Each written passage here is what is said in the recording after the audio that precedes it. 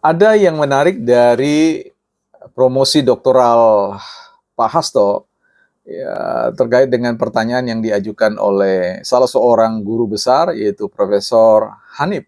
Ya, kalau saya tidak keliru terkait dengan pertanyaan bagaimana PDIP menjaga ketahanan partai ya di tengah-tengah ancaman ya konflik yang destruktif di masa yang akan datang, khususnya dengan fenomena konflik ya PDIP, Megawati dan Jokowi, dan disambut meriah. Kita akan dengarkan dan analisis jawaban dari Dr. Hasto di Bukan Partai Politik.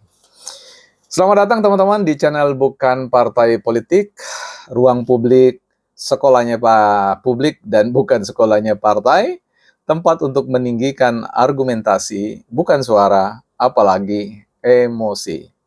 Don't raise our voice, emotion, but argument. Baik teman-teman, kita ini edisi khusus ya untuk ya tentu kita ucapkan selamat pada Dr. Hasto ya dan juga Dr. Bahlil yang sudah menambah deretan ya dokter-dokter baru yang tentu kita harapkan bahwa hasil-hasil risetnya memperkaya hasanah pengetahuan atau dunia masyarakat pengetahuan di dalam lingkup negara kita ya tentunya ilmuwan-ilmuwan Indonesia. Nah, yang menarik adalah ketika Profesor Hanif mengajukan sebuah pertanyaan bagaimana sikap PDIP di dalam menyikapi ancaman ya, potensi ancaman atau mungkin sudah ancaman konflik yang destruktif ya, di masa depan dalam kaitan atau relasi dengan keberadaan PDIP, Megawati dan juga Jokowi. Yang menarik dalam jawaban yang diberikan oleh Dr. Hasto adalah ketika ia mengatakan bahwa antara PDIP, Megawati dan Jokowi itu tidak bisa disamakan ya, tidak apple to apple ya, ceritanya begitu ya. Tidak berkualitas lah Jokowi. Anda bisa bayangkan pemerintah presiden 10 tahun yang dipilih oleh rakyat ya dianggap tidak setara ya, tidak bisa dibandingkan antara PDIP dan Megawati ya. Beliau dengan berkaca-kata mengatakan bahwa PDIP dan Megawati itu tidak bisa dibandingkan karena PDIP dan Megawati itu memperjuangkan ya Indonesia Raya yang sejatinya. Saya berusaha untuk mencoba memahami definisi konseptual atau definisi operasional tentang Indonesia Raya yang sejati-sejatinya itu seperti apa ya memperjuangkan itu. Misalkan di tengah-tengah isu terkait dengan karpet merah, terkait dengan terah Soekarno, ya terah Megawati, Romi Soekarno yang ya dikasih karpet merah walaupun tidak dipilih oleh rakyat ya. Itu Indonesia sejati ya, seperti itu kira-kira.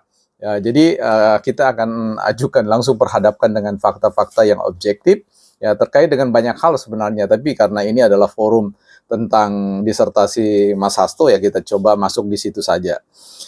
Sebenarnya fine-fine saja ya kalau mau bicara untuk tidak bisa dibandingkan ya karena ini perspektifal ya, sudut pandang ya, persepsi seorang peneliti dalam hal ini adalah Hasto silakan, tetapi dia tidak bisa berdiri sendiri karena persepsi itu bukan saja persepsi beliau tetapi ada juga persepsi partisipan ya, persepsi yang kelompok-kelompok yang lain dan sebagainya. Yang menjadi heran adalah ketika beliau mencoba untuk membawa Jokowi masuk dalam disertasi ini.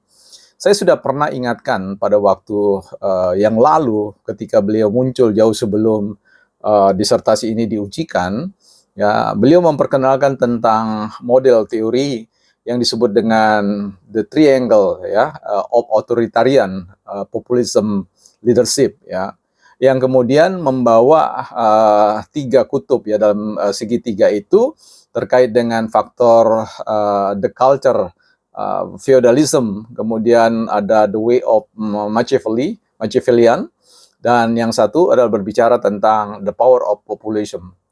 Nah, di dalam triangle itu muncul ada istilah dengan the power of ambition ya, yang semuanya saya katakan bahwa ini determinan ya.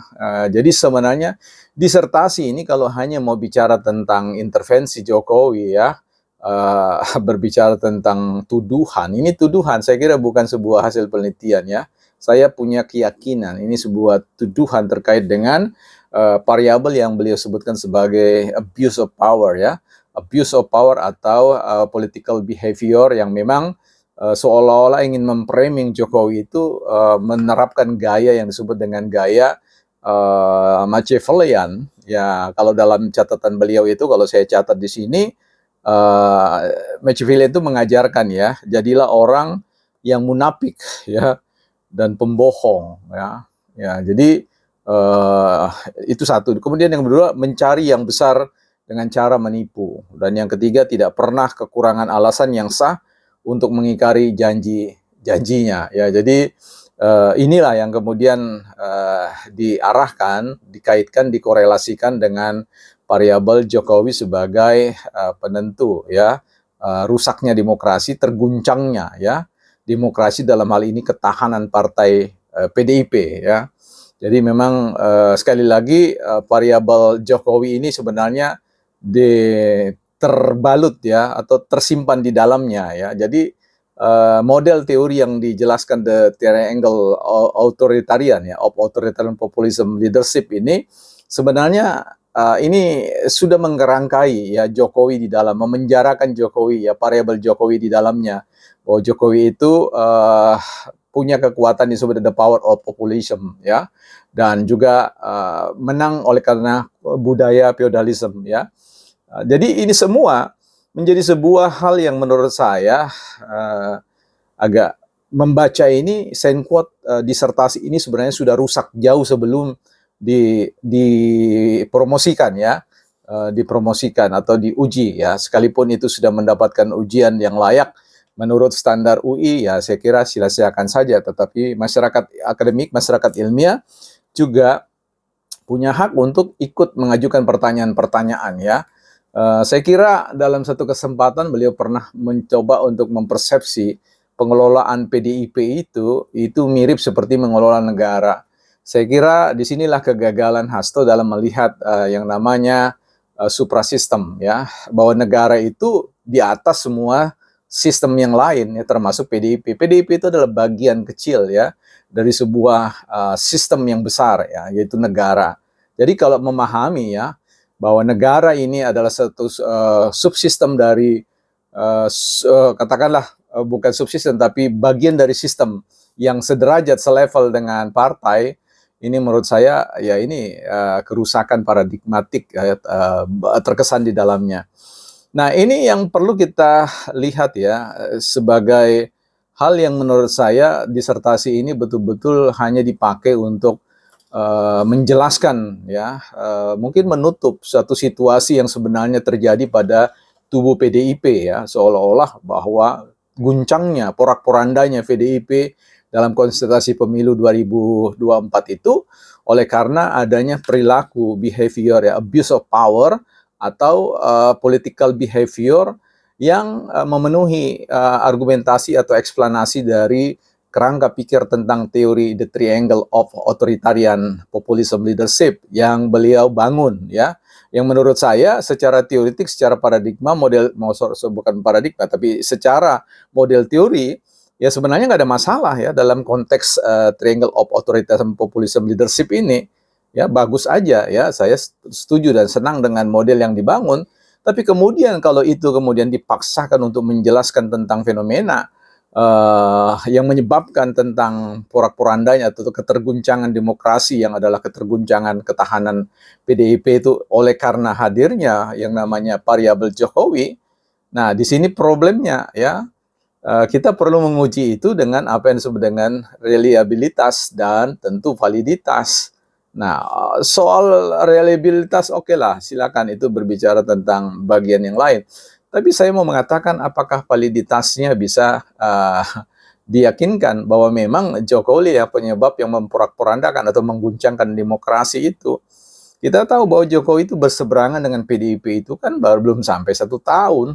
Ya apakah demokrasi di Indonesia itu guncang seperti itu? Karena dalam satu durasi ini, 9 tahun yang lalu itu ketika PDIP menjadikan Jokowi sebagai variabel petugas partai, yang menggoncang siapa? Ya, Kan dia hanya petugas. Petugas kan ada yang pemberi tugas. Nah, pemberi tugas siapa? Kalau PDIP mengatakan itu adalah bagian dari kadernya, maka pemberi tugas di situ adalah PDIP dan Megawati. Sehingga tesis mengatakan bahwa PDIP dan Megawati tidak bisa disamakan dengan Jokowi karena kiprah PDIP dan Megawati itu dianggap sebagai variabel yang membentuk Indonesia Raya yang sejati-sejatinya. Ya, kita coba riset satu demi satu. Makanya tadi saya sudah katakan secara sederhana, bagaimana dengan fenomena ya, penggantian tentang wakil rakyat yang sebenarnya tidak memenangkan kontestasi demokrasi. Yang mengguncangkan siapa? Ya, Romi Soekarno ya tentu harus menggugurkan dua pilihan rakyat. Dan ini pilihan yang menyakitkan sebenarnya. Ya, saya kira sebenarnya sekali lagi saya mengatakan bahwa disertasi Mas Hasto ini saya quote rusak sejak dulu sebelum ini diuji ya. Boleh saja pihak UI saya quote tidak setuju dengan apa yang saya sampaikan, tetapi ini merupakan suara yang perlu saya sampaikan bahwa pengerjaan sebuah riset, apakah itu skripsi, tesis atau disertasi, harusnya bisa berjarak ya. Ada jarak yang dibangun secara khusus jarak emosional. Bagaimana mungkin orang ingin mencoba untuk mendefinisikan masalah pada dirinya sendiri dan kemudian membangun perspektif positif pada dirinya dan kemudian membangun perspektif negatif pada sesuatu di luar dirinya. Ya, jadi ini jeruk makan jeruk ya. Jadi disertasi jeruk makan jeruk. Seorang yang sebenarnya harus bisa menjaga jarak. Ya, mungkin kalau orang lain yang menulis tentang persoalan ini, saya lebih bisa menerima dan lebih percaya ya, percaya tentang validitasnya. Tapi kalau yang meriset ini adalah Sekretaris Jenderal PDIP yang performa di hadapan publiknya adalah orang yang selalu menjatuh-jatuhkan Jokowi, merasionalkan tentang keburukan Jokowi dan sebagainya. Saya rasa inilah apa yang dikatakan oleh Machiavelli, mengatakan tidak pernah kekurangan alasan yang sah ya untuk mencoba memberikan pembenaran-pembenaran terhadap perilaku politiknya sendiri. Jadi di tingkat ini PDIP mengalami kerusakan paradigmatik ya. Dan saya kira perlu dievaluasi, perlu diuji kembali tentang gagasan PDIP dalam rangka membangun Indonesia Raya yang sejati-sejatinya. Saya meragukan hal itu, bukan partai politik.